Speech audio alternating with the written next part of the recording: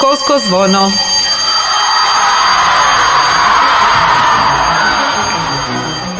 Emisija Srednje škole Ivana Lucića Školsko zvono nastala je uz podršku Centra izvrsnosti Splitsko-dalmatinske županije. Dobar dan, dragi slušatelji, ja sam Roko Mamut, a vi slušate vijesti Srednje škole Ivana Lucića. U našu školu stigle su iznimno lijepe i ponosne vijesti. Dvojica naših bivših učenika dobitnici su nagrade za znanost Sveučilišta u Splitu u kategoriji mladih znanstvenika. Riječ je o prestižnom priznanju koje se dodjeljuje za iznimna postignuća u znanstveno-istraživačkom radu, a ove su godine među nagrađenima i doktor znanosti Nikola Vukman s Prirodoslovno-matematičkog fakulteta te Tino Vidović s Fakulteta elektrotehnike, strojarstva i brodogradnje. Njihov uspjeh potvrđuje koliko su predanost, znatiželje i kontinuirani rad ključni na putu prema vrhunskim rezultatima u znanosti. Ponosni smo što su Nikola i Tino svoje korake na tom putu napravili i u našoj školi. Čestitamo im na ovom velikom uspjehu i želimo im puno daljnjih postignuća. Krajem ožujka učenici naše škole sudjelovali su u izvanučioničkoj nastavi u regionalnom znanstvenom centru Adriatic, Centru izvrsnosti Splitsko-dalmatinske županije. Sudjelovali su u nizu zanimljivih aktivnosti, među kojima se izdvajaju radionica robotike te socioemocionalna radionica pod nazivom Motivacija i inspiracija. Kroz ove aktivnosti učenici su razvijali digitalne, komunikacijske i socijalne vještine s posebnim naglaskom na primjenu znanja o svakodnevnom životu. U pratnji nastavnice Sonje Novak-Mić i Urse Barišić, pedagoginje Danijele Radan te psihologinje Manuele Ujević-Vukić, dan je protekao u ugodnom i poticajnom okruženju, ispunjenom učenjem, suradnjom i dobrim raspoloženjem. Učenike 4. D razreda posjetio je predstavnik osiguravajuće kuće Eurohertz Dario Klarić, koji je održao zanimljivo i edukativno predavanje o auto osiguranju. Predavanje je organizirao u sklopu nastave iz predmeta marketing usluga te bankarstvo i osiguranje, a učenici su imali priliku upoznati se s osnovnim pojmovima iz ovog područja poput obveznog i kasko osiguranja, premije osiguranja te procjene rizika. Predavanje su organizirale nastavnice Jelena Čarija i Nives Miše Buličić, a ovim putem zahvaljujemo predavaču na izdvojenom vremenu i korisnim informacijama koje je podijelio s učenicima. Na županijskom natjecanju u stolnom tenisu za osnovne i srednje škole, održanom 25. ožujka u Sinju, učenici srednje škole Ivana Lucića ostvarili su odličan rezultat osvojivši 3. mjesto. U konkurenciji brojnih škola naši su učenici pokazivali zavidnu razinu vještine, borbenosti i sportskog duha, doista predstavljajući svoju školu. Ovaj uspjeh još je jedna potvrda predanog rada i zalaganja naših učenika, ali i važnosti sporta u školskom okruženju. Čestitamo našim stolnotenisačima na osvojenom 3. mjestu i želimo im puno uspjeha u daljnjim natjecanjima. U Trogiru je 7. travnja, povodom Svjetskog dana zdravlja, održan projektni dan posvećen promicanju zdravih životnih navika. Događanje je organizirano na prostoru Batarije, Kule Kamerlengo i Parka Malarija u organizaciji naše škole. Projekt je proveden u sklopu programa Rast Centra izvrsnosti Splitsko-dalmatinske županije u suradnji s brojnim partnerima, među kojima su Policijska postaja Trogir, Crveni križ Trogir, Dijabetičko društvo Trogir, Grad Trogir i druge ustanove. Učenici su kroz razne sportske aktivnosti i edukativne punktove učili o važnosti zdravlja, tjelesne aktivnosti, prevencije i očuvanja okoliša, dok je poseban prinos dao i kreativni rad u Parku Malarija gdje su sudjelovali u oslikavanju zida. Događaju su se pridružili i učenici trogirskih osnovnih škola te polaznici programa Genijalno jutro, čime je dodatno potaknuto zajedništvo i povezivanje djece i mladih. Ovaj projekt još jednom je istaknuo važnost zdravih životnih navika i suradnje škole s lokalnom zajednicom. Učenike 3. razreda ekonomskog smjera posjetili su predstavnici financijske agencije u sklopu nastave iz predmeta statistika te računovodstvo troškova i imovine. Tom su prilikom učenicima približili djelovanje ove važne institucije te njezinu ulogu u hrvatskom gospodarstvu. Poseban naglasak stavljen je na temu ovrha, kroz koju su učenici imali priliku bolje razumjeti stvarne financijske procese i izazove s kojima se susreću građani i poslovni subjekti. Predavanje je proteklo u interaktivnom ozračju, a učenici su pokazali velik interes za obrađene teme. U srijedu 15.4.2026. održan je Dan otvorenih vrata Policijske postaje Trogir u sklopu kampanje Odaberi poziv, a ne posao. Događaj su prisustvovali i učenici 2. i 4. razreda naše škole u pratnji ravnateljice i stručnih suradnica. Tijekom programa učenici su imali priliku iz prve ruke upoznati policijski poziv, razgledati opremu i tehniku te razgovarati s policijskim službenicima o mogućnostima školovanja i razvoja karijere unutar policijskog sustava. Sudjelovanje na ovom događaju dio je međupredmetne teme građanski odgoj, kroz koju učenici stječu korisna znanja o funkcioniranju društva, odgovornosti i različitim profesionalnim mogućnostima. U kantunu kulture 16. travnja 2026. održano je edukativno predavanje o prometnoj sigurnosti i posljedicama rizičnog ponašanja u prometu, namijenjeno učenicima završnih razreda srednjih škola. Predavanje su održali predstavnici Policijska postaja Trogir i udruga TOMS, koji su kroz konkretne primjere i iskustva iz prakse učenicima približili važnost odgovornog sudjelovanja u prometu. Poseban naglasak stavljen je na posljedice neodgovornog ponašanja kako za vozače, tako i za sve ostale sudionike u prometu s ciljem podizanja svijesti i sigurnih odluka među mladima. Ovakve aktivnosti iznimno su važne jer doprinose edukaciji učenika i jačanju njihove odgovornosti, osobito u razdoblju kada mnogi od njih postaju aktivni sudionici u prometu. Sada već najavljujemo da će se 15. svibnja 2026. u kantunu kulture održati konferencija pod nazivom Prevencija elektroničkog nasilja, iskustva i strategija, usmjerena na podizanje svijesti o jednom od najaktualnijih izazova današnjice među djecom i mladima u organizaciji naše škole i partnera, među kojima je i grad Trogir. Cilj konferencije je razmjena iskustava i predstavljanje konkretnih strategija u prevenciji elektroničkog nasilja s naglaskom na ulogu škole, obitelji i zajednice u zaštiti djece i mladih u digitalnom okruženju. Više o aktivnostima koje grad Trogir provodi na ovom području saznajte nakon glazbenog broja, kada donosimo intervju s Ružom Kovačević-Bilić, pročelnicom grada Trogira. Ja sam Roko Mamut, slušali ste vijesti Srednje škole Ivana Lucića.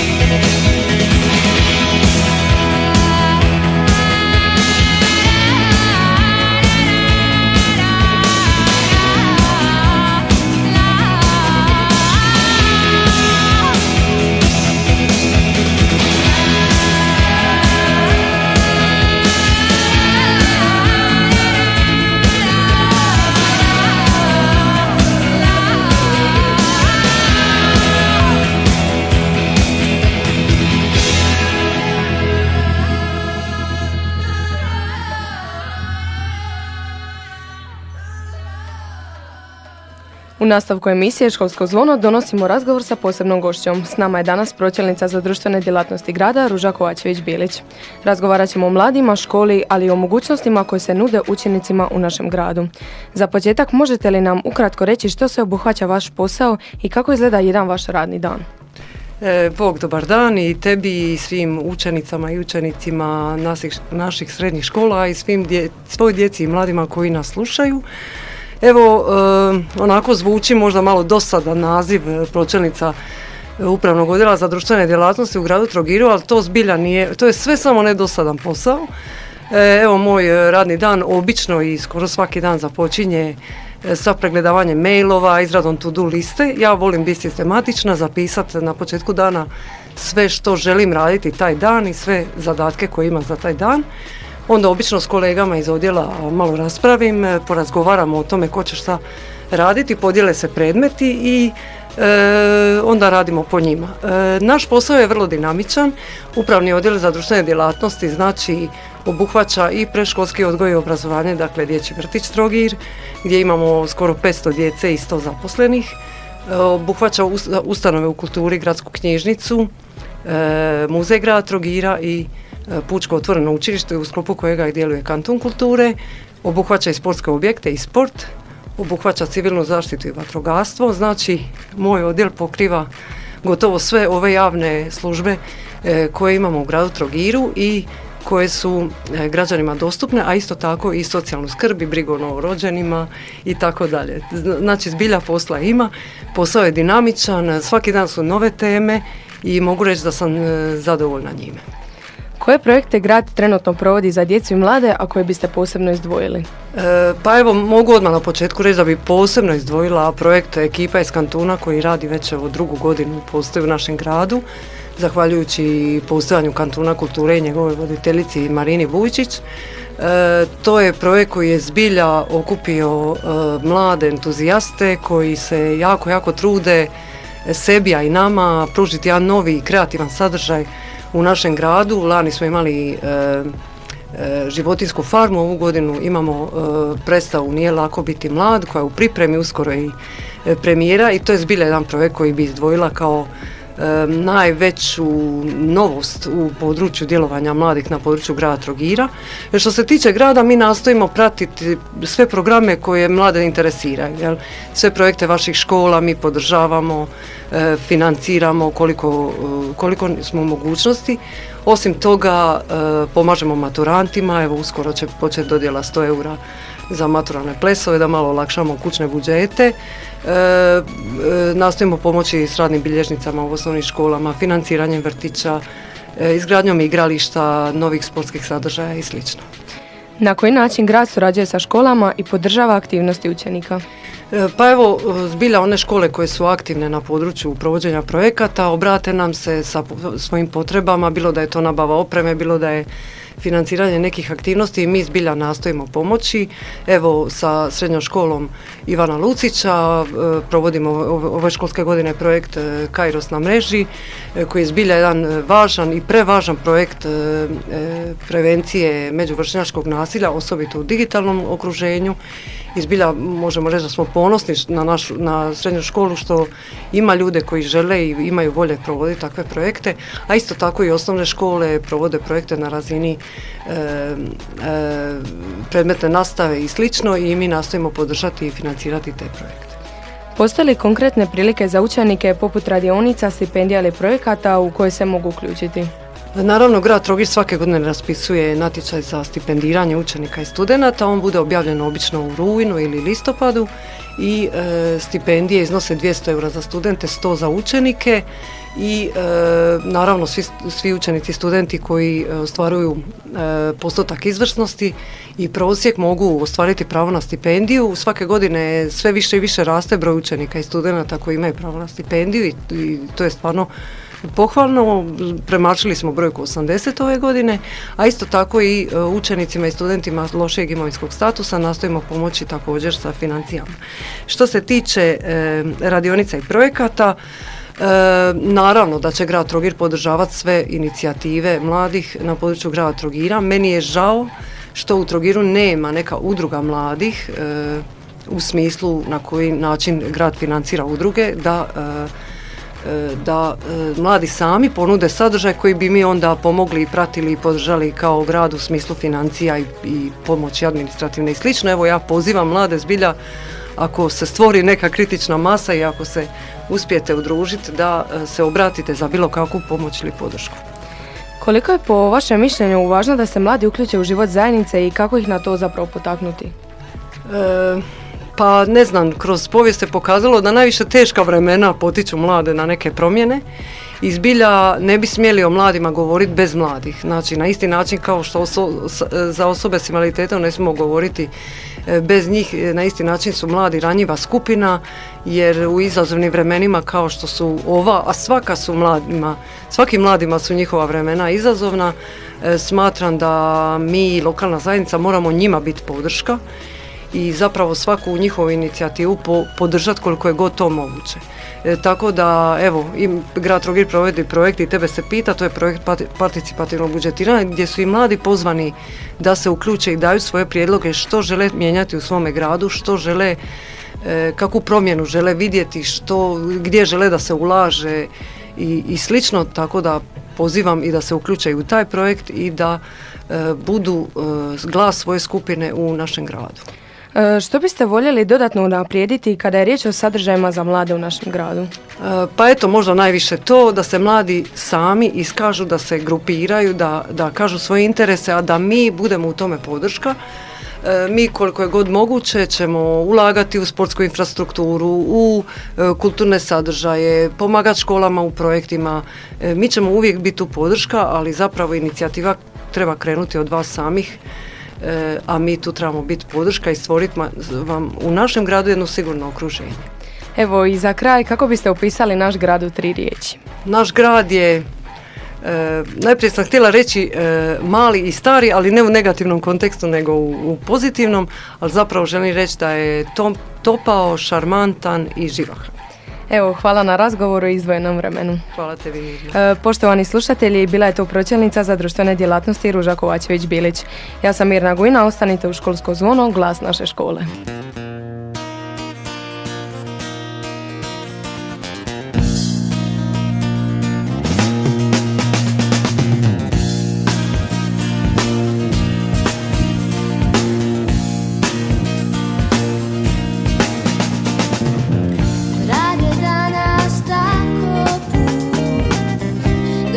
Danas tako si, tebe nema, pred tobom je put, kilometre brojim kao I ti, tvoje ruke osjećam, tvoje usne još me ljube I sutra bit ćeš tu, znam te I biti moj.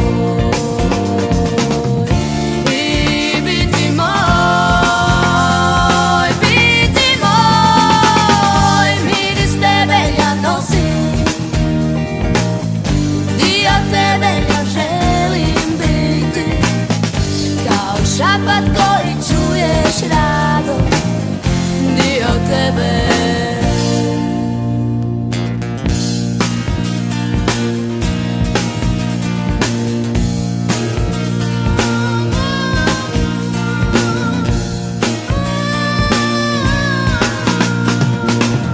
Vjerujem da me čuje I molim da te pazi.